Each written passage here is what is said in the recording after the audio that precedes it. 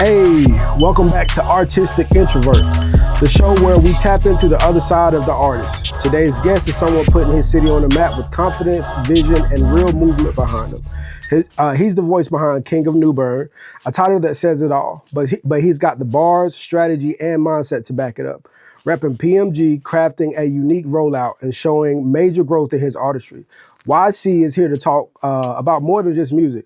We're talking legacy, leadership, and what it means to claim your space. YC, welcome to Artistic Introvert. Hi, guy. How you? Doing great. How was your day? It was good. Regular day, work. Mm-hmm. You know. Regular degler? Regular day, for sure.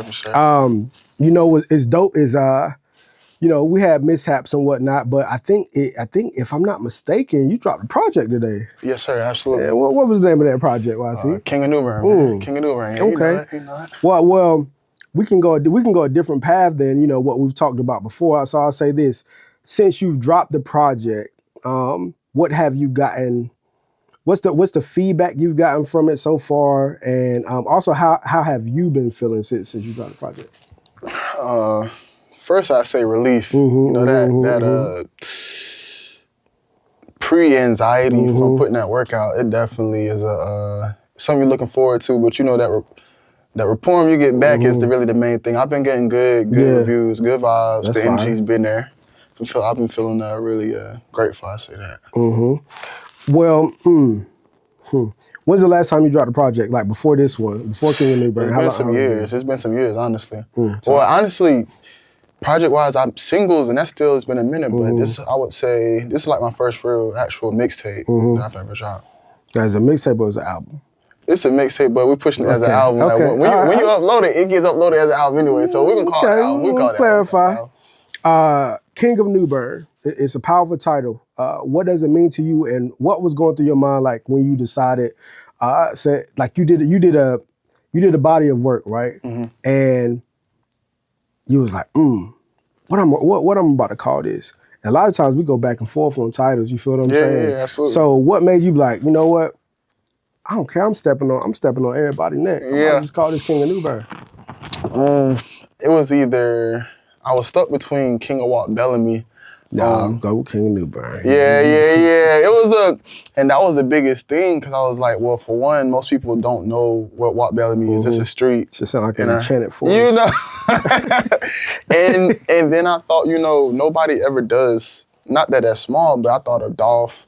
I thought of like how the more like T.I.'s, they're like kings of that. So that's more of what made me go that route. It's more powerful, more captivating. Like you said, it's more of a statement. Yeah. Yeah. You said the other one was Walt Bellamy? Walt Bellamy, yeah. That's wild. Man, not too much. Not too much, bro. No disrespect, Walt Bellamy. Does holding that crown come with pressure, or do you see it as motivation? Calling yourself the king. A lot of times what people don't realize is kings don't die of old age. Yeah. And that's a good question. I think both of those things, it's pressure, but it's more motivation for me. Because my personality type, I work good under pressure. I will probably say I work more or less my best under pressure. So it really just challenged me to come up with the best stuff that I could, because I couldn't come with anything better than the best that I had. So what were there ulterior motives to like you calling yourself the king? Like let's see who's gonna come out the woodwork and try to claim this title. You feel what I'm saying? Like that could be I mean, honestly, I'm very much open-minded. I'm realistic. I knew that in doing so, it was going to, power invites competition. There's going to be some challenges here and there, but honestly, since I've dropped it, I haven't received any of that. If anything, I think my city needed a rebrand, a rebirth, like a refreshing, invigorating type of vibe. Shake it up a little bit.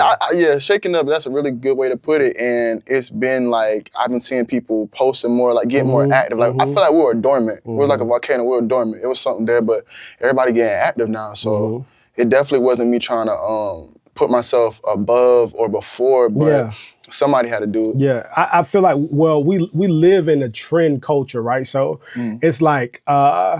who was it? I think it was Kanye said this, and Kanye come with some, shit. But For sure. Kanye said, if a man is running down the middle of the street, he's crazy. But if it's 1,000 other people with him, it's a marathon. Absolutely. You feel what I'm saying? So when it comes down to you and I talk to a lot of artists, and sometimes it can like be a lonely road, and a lot of people don't hop on until you are the trend. Come on, and it's like you don't even want to be the second person behind Kanye West. Yeah, that's you know a what fact. I'm saying? That's a fact. You want to wait That's a till it's fact. a crowd, so you kind of like, shimmy in there. Yeah. So just understanding that comes with it. And people are going to hop on. So like, it's going to be more noise, but it's like, for there to be more noise, it's almost like you got to make more noise. You know what I'm saying? Nobody wants to touch anything that's not trending, bro. And it's not exactly. It's not the norm. So you got to be the one that's different, the one that's other than. And like you said, it's not until the followers come and the people feel more comfortable following the followers. Because at first, being the leader, you're going to get all but crucified. Yeah. I mean, and it comes with the game, though. And then once people see that it's okay to be different or, hop in your own bag or your own wave, then everybody want to kind of, but I mean, it's kind of an honor, though. You know what I'm saying? I'm a loner dude anyway. I'm a loner wolf anyway. I got my team, my close people that I vibe with. I'm not a club party type of guy. I'm more comfortable with like-minded individuals that I can really, vibe with, to be real, so yeah. Nah, I agree with you in that way. Everybody's not going to, but I definitely agree. Like I'm not I feel like it's been places in my life where I forced myself to be places. And before I, became more self-aware, I'm doing shit that like it ain't even really me, you know what I'm saying? I'm copying people, bro. For sure. And I look back at myself and I give myself grace, don't get me wrong. But I do realize I'm like, bro, you could have been a little bit more stand up to that. You feel what I'm saying? So, I'm definitely with you on that. So, mentioning that, that's a part of growth. How would you describe your evolution from the early YC to now? I feel like before I was younger, so I was running around trying to keep up with the older dudes. That was my thing. And being young, trying to keep up with the older dudes, I feel like it's more forced than anything. Because you may have like a natural swagger to you, but you running behind them trying to see what they doing. You trying to, you know what I'm saying, he doing this, and you don't want to be looked at as a younger cat. So you pull more like bigger stunts. Well, let me try and be more, you know what I'm saying? A little bit more attention. Yeah, and that's never, like the attention thing has never been my, like trying to get people's attention. It's never just, I don't know, it's just never my personality, but I will say that the YC then, he was more clueless, more arrogant, a lot more cocky, a lot less reserved, a lot more immature, but this YC now, he's more, calmer, calculative, intentful, and I'm more introverted now. I believe when I was younger, I was a lot more extroverted, and I think I wasted a lot of resources and energy. I didn't have as much control as I do now in discipline, but I feel like that's another huge, because potential is something that's present, but if it's not tapped into, it's useless. Everybody got potential, but if you don't use it, what is it? So now that discipline has helped me really.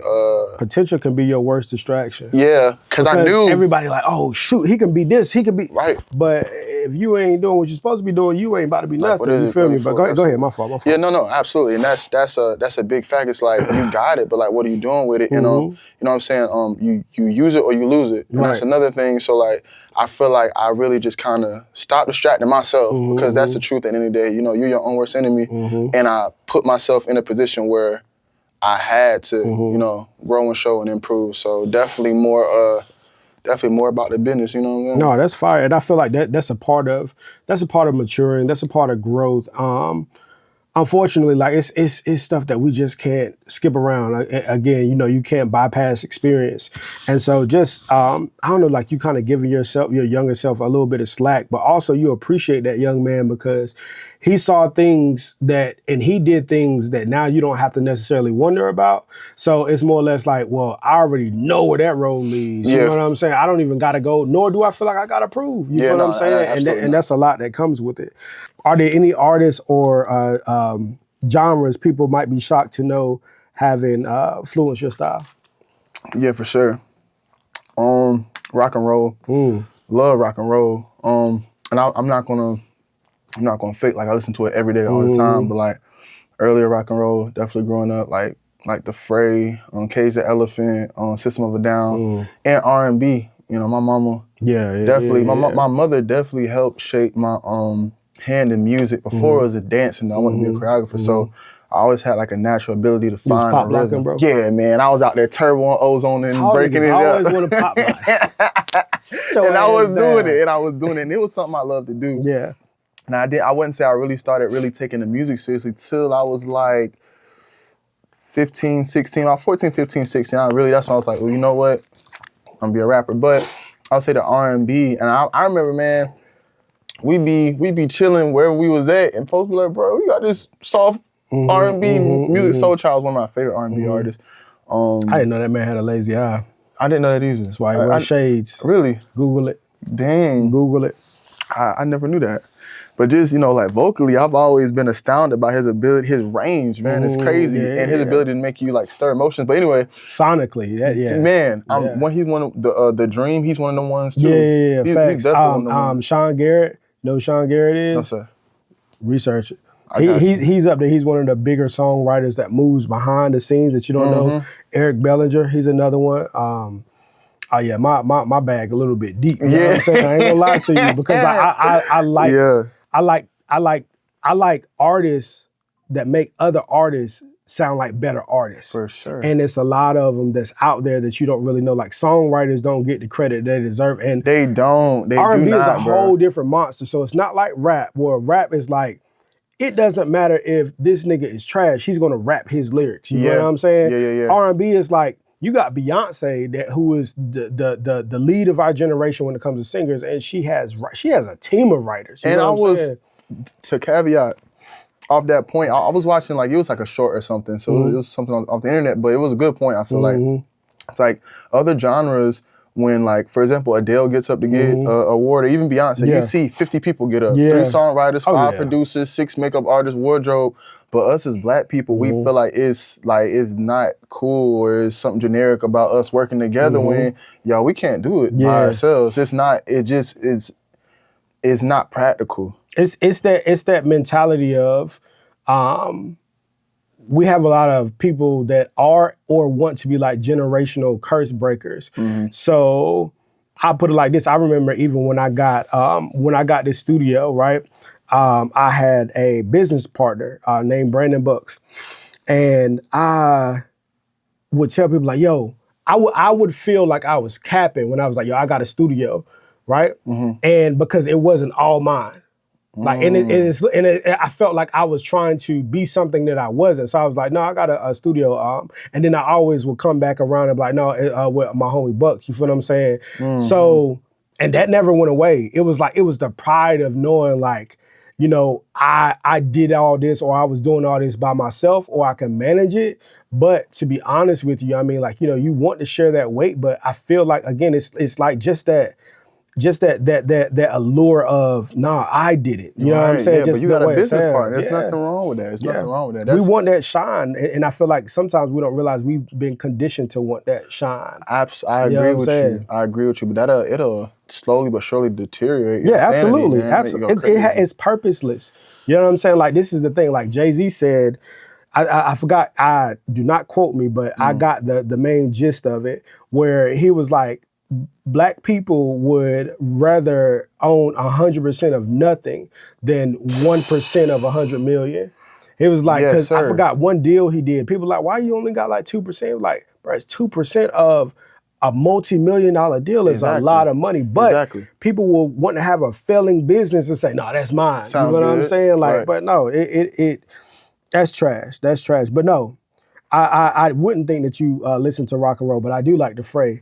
Is that the one that he sang about, like a girl playing it, sitting in the rain, and she will be loved? The first one that comes to my mind is, everyone knows I'm in over my head. Yeah. That's one of them. Corn. Yeah, they're hard too. I used to ride to work. And I had a Caucasian coworker, but we grew up together. And we would take turns driving. We was getting up at 5 o'clock in the morning, and my boy would be blasting heavy metal at 5 o'clock in the morning. Heavy metal. And this boy had subwoofers like, and he was like, he was determined to say, I'm gonna like this shit. And he was like, you ain't hear that? I know, I didn't. I can't understand I didn't hear a bar, I didn't hear nothing. Yeah. So no, that was a whole different caveat. But I wouldn't have thought, rock and roll. I don't know. I honestly never listened to rock and roll. I feel like how the younger generation sometimes, like, we be like, yo, Biggie or da-da-da. I ain't gonna lie, Biggie and them was like a little bit even before me. So like, it's never been like a thing where it's like, no, Pac is the greatest of all. Like, it just wasn't. It's more or less like it's a like respect to each thing, his own, because yeah. if we're being realistic, like, I will always say Biggie growing up, and I think that's because my older brother, he was a Biggie fan, and I got on Biggie hard as hell. But now that I'm older and I listen to Pac, I'm like, yo, that was a bad motherfucker, bro. But I think Nas is better than both of them. That's just my own opinion. No, I like Nas. Nas flow, he got a timeless flow, man. His flow is relevant. Like, I don't know, like, his flow could hold up today against some of these current rappers. His flow is just so... He's still been putting out albums. That's what a lot of people don't even know. That man still been putting out albums and putting out bodies of work. And just what people got to realize, once you find your audience, bro, it doesn't matter what the masses do. As long as you have your niche or your core audience, bro, you good. Yeah. That's why I tell a lot of artists, bro, like, you don't, even with the studio, people think you got to be famous to be wealthy off of something or make money off of it. And I'm like, nah, bro. Like, my Media Majors page on IG probably got like, 1,000 subscribers or something like that, followers or whatever. But we've been eating for years. You know what I'm saying? So it's like, it's not a thing. So anybody that feels like, yo, if you ain't got, and I know, this is the crazy thing, I know people that have a lot of followers, and there's an empty feeling behind it. You feel what I'm saying? Like, it really doesn't mean anything. Once you understand that, you get that concept, and a lot of times it's like, you don't, unless you're the one that have it, you like, well, let's just say you want to get a million followers, and somebody like, bro, a million followers ain't all that it's cracked up to be. Our immediate response, majority of the times, is like, well, shit, I'm gonna see when I get there. You know what I'm saying? But sometimes, bro, you can heed that advice and be like, or ask like, why? Like, you know what I mean? Like, because you got to understand they're coming from a place of being there already. If you ain't got to go through the heartache and all that other stuff like that, bro, you just take a whole different detour. And I'll say too, like, the success without the people to share it with, that don't mean nothing. Yeah, facts. You don't got people to share your accomplishments. That no, is really 100%. Nothing. It's a lonely. It don't feel right. Nah, and especially with music being so emotion based, bro. Like, you know what I'm saying? Like, you got to have a story to tell a story. And I feel like sometimes when you just by yourself, bro, like, that's why I feel like some of these like celebrities and whatnot, they be going crazy because they're in isolation, bro. It don't help nothing. And then you got people that they don't look at you as a regular person anymore. No. They look at you as like you're a mark. Everybody looking at a leg up. So PMG isn't just a name. It feels like, a movement. So I gotta hear, like, what's the story behind it, bro? So we started, I want to say 2021. It came after my younger brother Pasto. He passed away. Rest in peace, Pasto. Absolutely. Definitely rest in peace to bro, from gun violence. And in order to like take charge of my emotions, I wanted to model a framework. My passion's always been music. He was an upcoming artist as well. He looked up to me. And so in order to, I feel like in the moment I did it to, he turned into almost a martyr. So I did it so that, I don't know, there's a couple, the Equalizer 2, I think he was basically saying that, you know what I'm saying, people don't die unless you forget about them. Stop and then, talking about them. Yeah, and then there was that, what is it? It's an animated movie, it's like Mexican based, what's it called? Coco? I think it's something like that. Yeah, but basically it's like, there's several deaths. No, There's you the got death when kids. Come on, you know I do. You know I do, you know what I'm saying? But it's so like, you know what I'm saying, they, art imitating life, you know what I'm saying? Facts. You leave this earth, but the idea of you doesn't leave if your spirit still resonates with the people. So I think that I took more of a, metaphysical approach to it. Mentally, I know that's my, little brother. Physically, I'm not the type to be, I don't want to say over emotional because it's a personality based things, but just externalizing it, I internalized it and just made it into something where I know I can do my thing, bro, still be present, and then, I just formed Pasto Music Group. It wasn't nothing and selfishly intentional about it. You know what I mean? It honestly, it just came to me. Like, it just, boom, you know, I LLC'd it up. And so, you know, ever since then, we just been pushing, you know, PMG. So, respect. How does the team operate behind the scenes? Like, behind the scenes, is it creative, synergy, business-minded, brotherhood, especially hearing with where, you know, PMG derived from, right? And I feel like I've definitely seen you, you know, along the journey. And so just, I've seen you show up and do your thing. And then I think last time was the first time that you came here and then you had other members, you know what I'm saying, you know, put it together. So what's that synergy like? Is there synergy? Is it creative? Is it competitive? You know, again, knowing that you coming from the battle rap background, it's like, you know, sometimes, you know, that competitive nature kind of is like, ooh, I'm okay. You think you walking on this verse? I'm walking on this verse. You know what I'm saying? What's it like behind the scenes? I get like all of those vibes and influences, because the synergy is definitely there. Like, I feed off of everybody that's present. Not just even with the music, sometimes with just like marketing ideas, how to like, you know, do social media, because I'm not a whiz on that. Competitive wise, I'm a polite guy. Like, if you meet me in person, like, I'm very much down to earth. Like, I'm not gonna be overly talkative when I first meet you, because I'm just trying to feel out your vibe. Facts. And if I catch like a good vibe from you, we locked in. But I would say that I definitely will say that as far as music wise though, that the dog comes out. It's like an athlete. You know what I'm saying? Once you go in that field, it's not really about.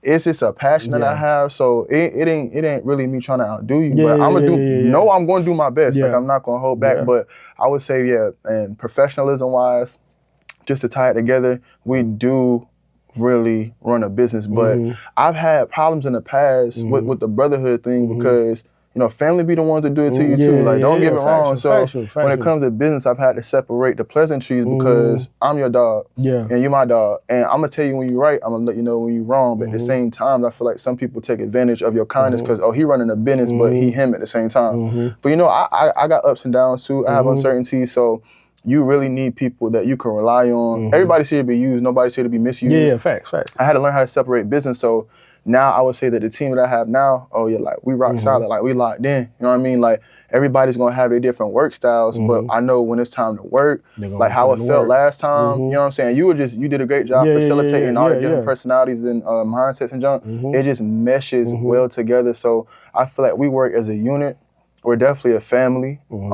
It's a brand. And I feel like we all know what's at stake here. So we work to bust our ass and just, you know, put it on the best way we know how. I think what I liked about the last session is I've had sessions where the artists will be on this side, and whoever guest it is they bring. And I know that, you know, people are doing music, you know, it's PMG. So this is a little bit different, but no. It'll be, sometimes I have a rapper comes in here, he got another rapper that comes with him or whatnot. So I'm on the other side, engineering, trying to focus on whatever, you know, the artist is doing. And the rapper on this side is like, yo, I can't wait till I drop my shit. Like, talking to me while the other artist is going. Like, and for me, it's like, bro, you supposed to be here for your man. Like, you know what I'm saying? It's like one of those things. So looking at a booth is like, y'all hyped each other up the entire time. Like, and I could tell it was genuine, because, like, you know, we even used as an ad-lib. You know what I'm saying? So it's like, you can't fake that. And I feel like there's just a level of I don't know, it's just authentic. And I feel like, you know, just this is a time where you look back, you be like, ooh, you know, we had something really, really good going. Not in a way where it's like things went sour, but just understanding the gravity of the moment. Because sometimes it takes the future self to look back and see where the past self didn't, you know, take hold and treasure what they had. You know what I'm saying? I do agree with that. I do that. You know what I'm saying? I do agree with that. So just, you know, keeping that in mind, because even from me just seeing different people, I don't know, like, y'all definitely have something special. So it's a love and a respect there. Appreciate it, bro. Let's see. So we're going to talk a little bit about marketing. I know you dropped King of New Bern today. So we're going to talk strategy. How did you like plan the rollout for King of New Bern? Did you model it after anything, or was it like all instinct and vision?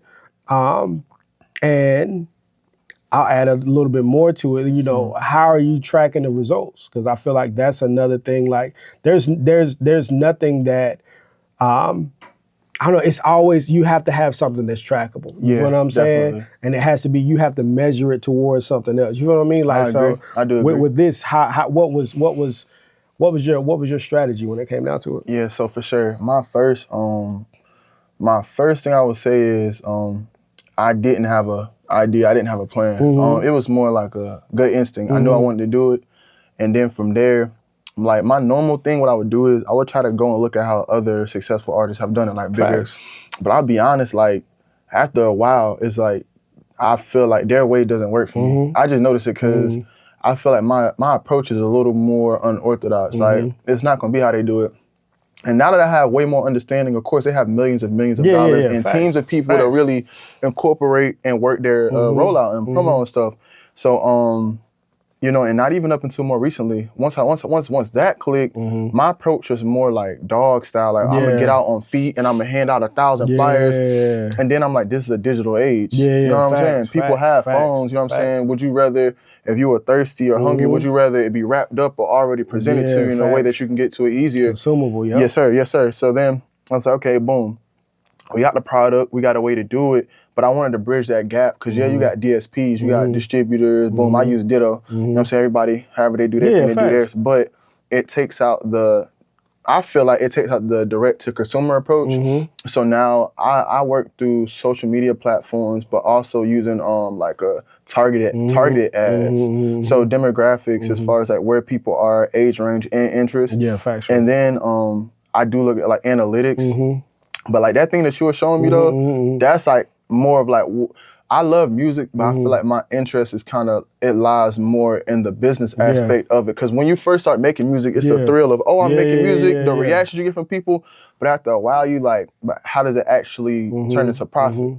And so the business side of it, like you said, like the analytics and the logistics, now I want to incorporate more of marketing, but I want to pay to retain the data that I get from the marketing. Facts. So I know what I'm doing right. I know what I'm doing wrong. I know how long they're watching this for. And as an artist, that tells me, okay, is it my bars? Is it the beat? Like what am I doing, or what could I do better? So now, definitely targeted ads.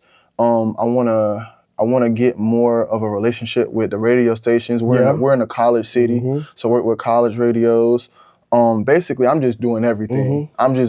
I'm trying to cover as many bases as possible because realistically, like I said, there's people with more money out here that they can actually pump into a song to make it a hit. It's not that they're a better artist than us per se, but you know what I'm saying? Money talks and bullshit walks. Well, I'll put it like this.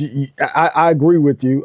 I do have some points that to point out. So one thing I've learned is, man, sometimes a handshake is more powerful than any amount of money to keep it hot with you. Yes, sir. And my guy Ski Money, shout out Ski Money, and D-Train even, to be real with you. So I remember coming up, I had just being an artist. I'm way out there in the country. I'm reaching out to radio stations. Ain't nobody hitting me back. You feel what I'm saying? I didn't have a value add yet. It was more or less like I was telling them what I wanted from them, but they weren't able to get anything from me. You feel what I'm saying? So I had no value whatsoever. I built up media majors and whatnot. And so instead of me trying to like run in front of everybody like, hey, look, I got a light, y'all, I got a light. I worked really hard on making my light shine as bright as it can and draw them to me. Right. You feel what I'm saying? So when it comes to radio, one thing I will say is, bro, DJs they are a form of creative. And if you riding around, and D-Train, he'll tell you, I take and I record a little snippet or whatever the case may be, and I'm like, D-Train killing it. You feel what I'm saying? Shout that man out. How many times do people shout out the DJ? Yeah, exactly. How many times do people shout out the people that they want to shout them out? Exactly. You know what I'm saying? A lot of times artists always, I want to connect with the DJs. I'm like, but you're looking at them and you're looking at their profession and not understanding that it's a person behind that profession. Exactly. Once you tap into who that person is, that's where I've built my relationship from. Where Ski Money, anytime like a celebrity or something was popping up, he always he all the way out there y'all way. He'd be like, I'm gonna bring him to media majors. Right. I understand what that love is. We ain't even had no spoken thing where it's like, yo, I really. No, it's just it's a mutual respect for seeing somebody else grind. Yep. And so when it comes down to artists, talking to artists, talking to you as an artist, bro, bridging that gap is a lot easier. I'll put it like this. It's simple, not necessarily easy. It's simple. Right. So, reaching out to them, and it's not about, being a kiss ass or anything like that whatsoever, bro. It's just a mutual respect for another individual's craft and like showing interest in them. Right. And then after a while, you will see that they'll show interest in you, but you don't do it for the sole intention of showing interest in them. It's like, yo, how in the world do you even get in that position? You feel what I'm saying? Yeah, exactly. Of course. And so that alone, if you're trying to get connected with, any DJs or radio DJs or anything, one, go to where they are. If they throw an event, bro, if you, let me ask you this. If you threw a birthday party, would you want people to show up or people not to show up? I definitely want them to show up. Exactly. They're no different. So if you go out there and support them, especially if they're like on the come up, or let's just say it's an event that ain't going to be one of their most popular events, guess what? Who you think they're going to have to talk to when ain't nobody there? Right. You got it. You can't make excuses. Basically, what I'm telling artists and also just game wise. For sure. That's how I got in the room with some people. Being an artistic introvert, not necessarily wanting to talk to people. I had to grow out of my shell because I realized, bro, like if you don't change anything, then nothing's going to change. You feel what I'm saying? So like just connecting with people. And what I found out is people were aware of my work way before we even, crossed paths. You know what I'm saying? And again, that's preceded you. Facts. For sure. And that's why I'm consistent. I make sure that I handle my business because you just never know. Like you can't get caught slipping if you're never slipping. You feel what I'm saying? So like I always stay on point. Right. And so like when it comes down to it, bro, like just reaching out and it don't even matter if they don't respond. Like, bro, comment under their stuff. You feel what I'm saying? Like that just be different when it comes down to it. And it's gonna fall in your lap. You know what I'm saying? Sure. For real. Let's see.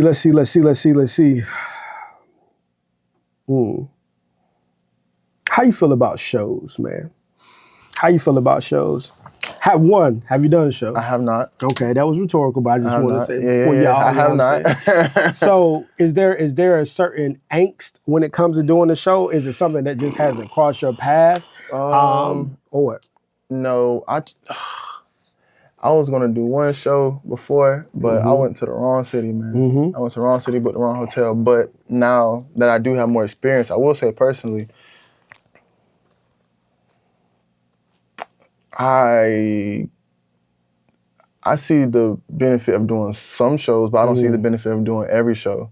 Like, I feel like sometimes you can confuse movement with progress. Yeah, you're going in front of people, you're seeing them, but what's the likelihood that you're gonna pop off that or blow? Well, you have to have intention behind it. Let's be very clear about it. So when I'm saying a show, right, I feel like, okay, so you got shows and you got showcases. I feel like artists should use showcases to perfect their craft for when they do a show. Right. But I forgot, it's a guy out of LA, I can't think of his name, but he... The Russell? Yep.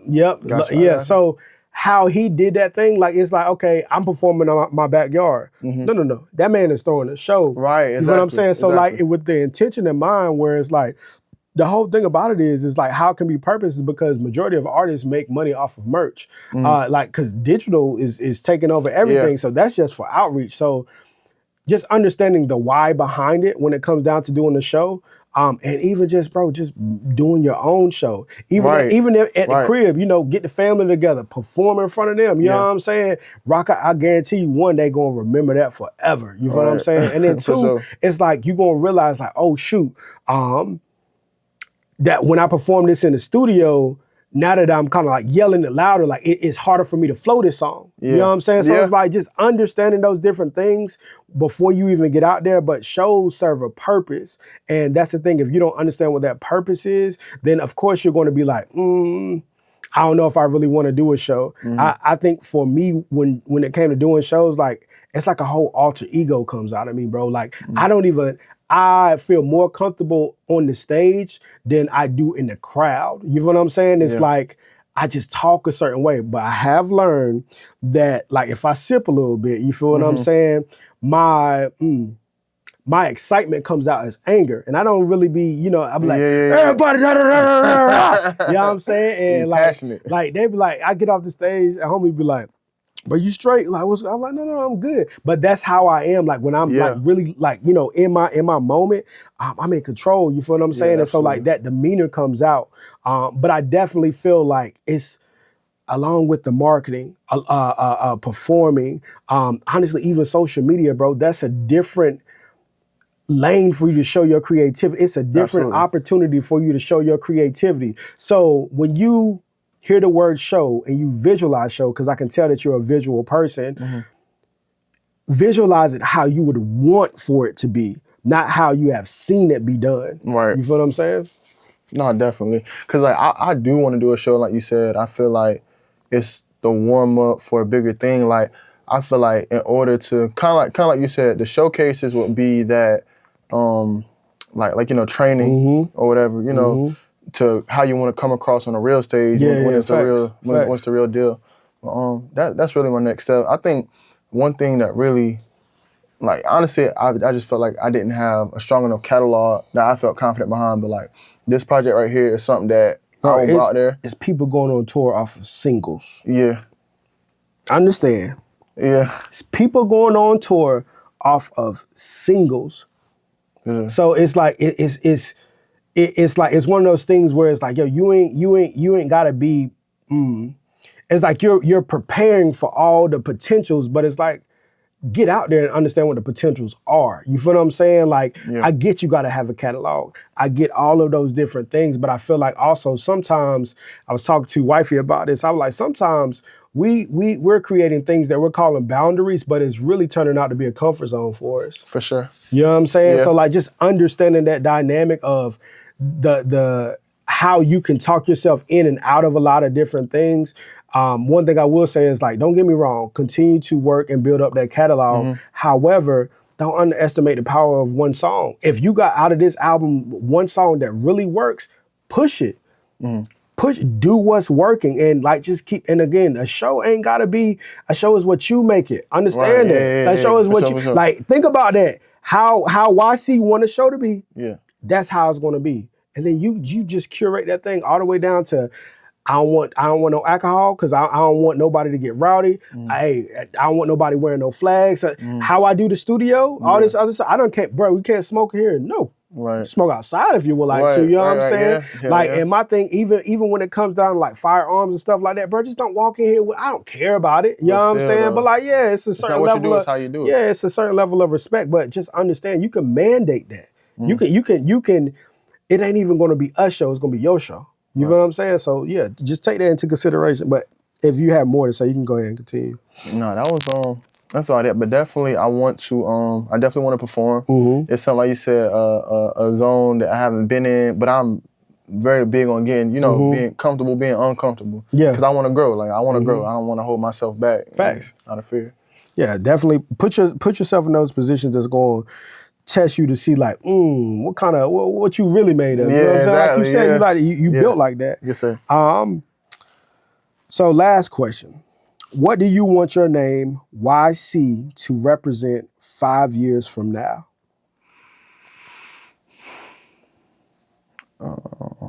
I would say I want it to be synonymous with one of the most fair business and I would say fair-minded CEO. I want to be a CEO. I want to be, because I care about people. I love people.